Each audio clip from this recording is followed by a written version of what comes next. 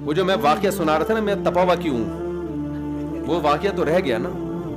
وہ یہ ساری تمہید تھی اس واقعے کو آپ کے دماغ میں ڈالنے کے لیے، یہ سب اس کی تمہید. واقعہ یہ کہ ایک لڑکی نے بتایا کہ اس کالج میں میرا یونیورسٹی میں میرا بوائے فرینڈ ہے، میں اس سے گپ شپ لگاتی ہوں، گھومتی پھرتی ہوں. ابا اماں سے بات کی ہے، شادی کی، تو ابا کہہ رہے ہیں education complete, actually education complete ہو جائے تو ہم آپ کی شادی اس سے کر دیں گے.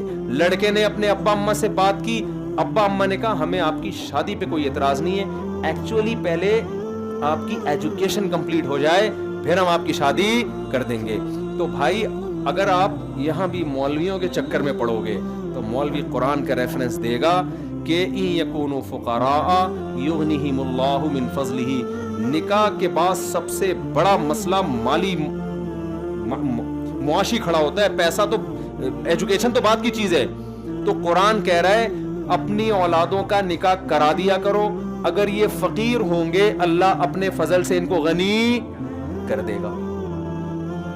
بات نہیں آ رہی میرے خیال ہے کھوپڑی شریف میں. لیکن جو کام شیطان نے کیا تھا وہی کام آج کل ماشاءاللہ پیرنٹس جو یہاں بیٹھے ہوئے ہیں ان کے علاوہ کی بات کر رہا ہوں وہ کر رہے ہیں.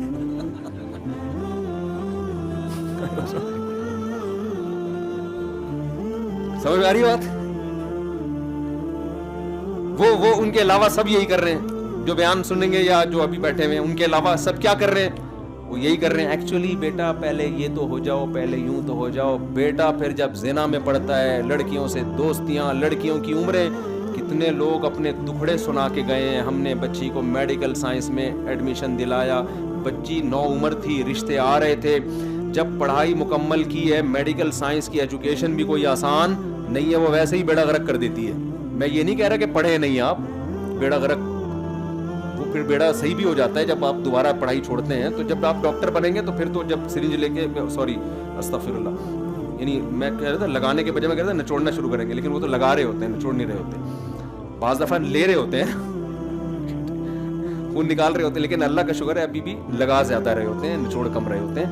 تو کتنے لوگ ہیں بھائی کیا جب لڑکی کی عمر کم ہوتی ہے اس میں ایک اٹریکشن ہوتی ہے. لڑکا لڑکی میں سب سے پہلے اس میں اٹریکشن دیکھتا ہے، ایجوکیشن کو سیکنڈری رکھتا ہے. آپ مجھے بتاؤ، یہ باتیں میں کرتا ہوں، لوگ کہتے ہیں یہ مولوی صاحب دیکھو کیسی الٹی الٹی باتیں کر رہے ہیں. جو گراؤنڈ ریئلٹی وہ بتا رہا ہوں. آپ کے پاس کوئی بہت بڑی ایجوکیٹڈ لڑکی ڈاکٹر اور یوں سمجھیں کہ ابھی اس کو نوبل پرائز ملنے والا ہے،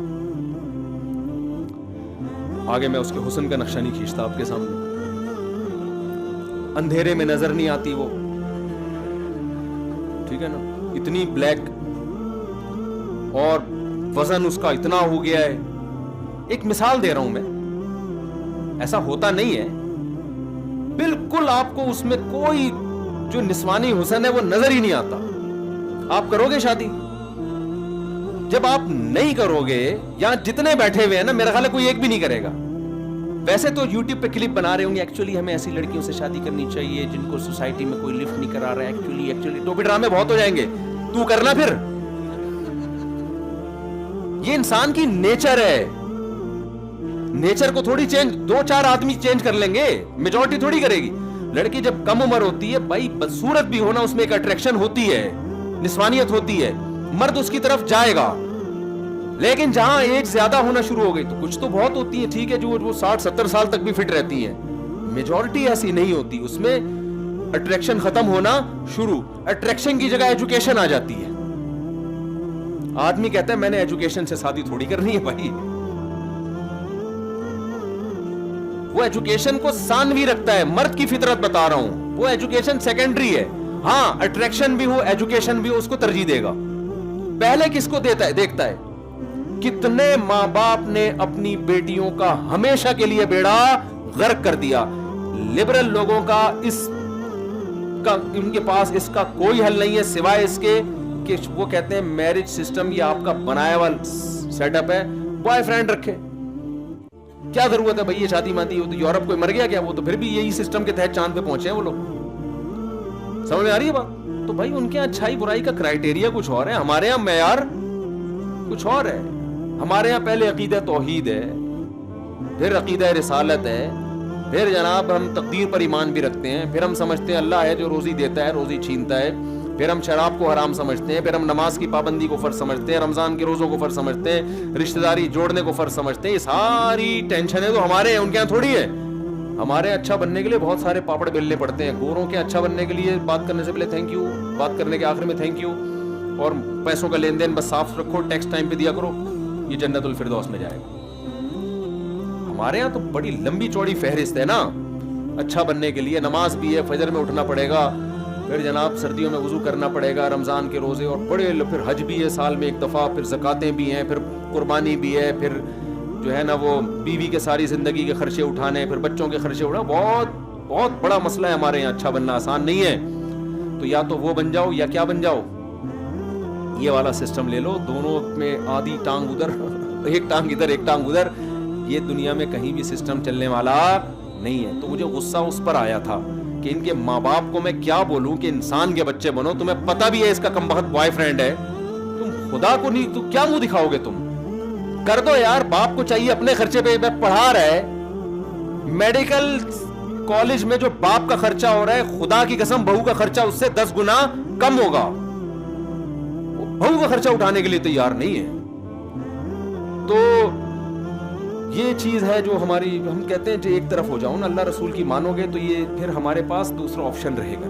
ہاں جو نالائق بیٹا ہو نا, جس کا آپ کو خیال یہ ہے کہ جو شادی میں نے اپنے خرچے پہ کر دی تو یہ پوستیوں کی طرح پڑ جائے گا, اس کو نہ, اس کی نہ کرو. وہ حالات سے پتہ چل جاتا ہے پوستی اور غیر پوستی میں کوئی بہت واضح فرق ہے, کوئی بہت باریک فرق نہیں ہے جو سمجھنے کے لیے بہت ڈیپ میں جانا پڑتا ہو. جو بچے پوستی ہوتے ہیں اور جو پوستی سمجھتے ہو جو ہے, یعنی استغفر اللہ, یعنی جو ہوتے ہیں,